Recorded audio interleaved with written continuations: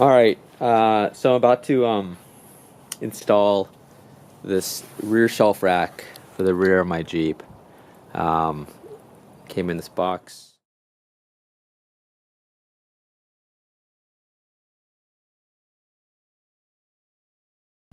Okay, so I have finished the install. A couple frustrating points. First off, there were no instructions, so I had no idea how high to go up on the post, but I ended up with 27 inches from that nut down to the floor of the Jeep, on both sides roughly. The other thing is that the clamps, they don't close completely at that height because it's more narrowed from here to here than it is after the bend. So what happened then was, these are the factory bolts, which they didn't supply enough of, were too short, and you can only get 1 or 2 threads, which I felt was not very safe. So I went to Home Depot, picked up some M8 bolts, and these are a little bit too long. So if they were just maybe 3 millimeters longer than that, especially if you use these washers there. So this thing is solid. Here, let me put this camera down. It is super solid. I'm rocking the Jeep. Some other little notes. So I wish this was black, but that's just me. It does scuff up the finish on your roll bar. And then there's no way for these to wrap around the roll bar protectors because the zipper starts there.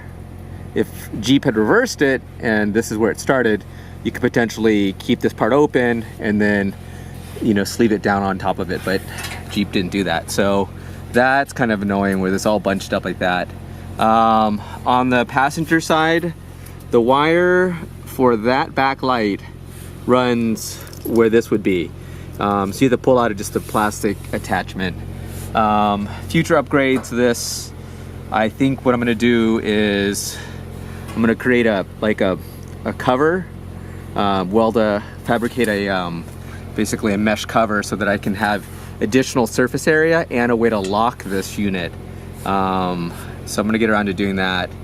But overall, I mean, kind of think this is silly, OPAR. And I may just cut it all out so that it's not so evident, and then put a panel here with my LEDs and charging stuff. I have to tidy up all this ugly wiring. What else? But yeah, outside of the hardware issues, I think fitment is pretty decent. I did it by myself, so this thing's about 40 pounds probably. So there was, some finagling. I could probably put some boxes up to get it up higher, but I'm happy with it. My other concern was, you got to leave enough gap so the back window can close right, and then also so that it sits not too tight against the back seat. So, if you went down lower, that gap between the seat and the shelf would be bigger, but then the gap between the window and this outer edge would be smaller. So I felt the window is more important in terms of protection than the back seat. And the back seat still sits, it's still able to recline all the way and latch, so I'm not too worried. All right, well, the overall, not too bad for about $200 outside of the hardware issues. So thanks for watching, guys.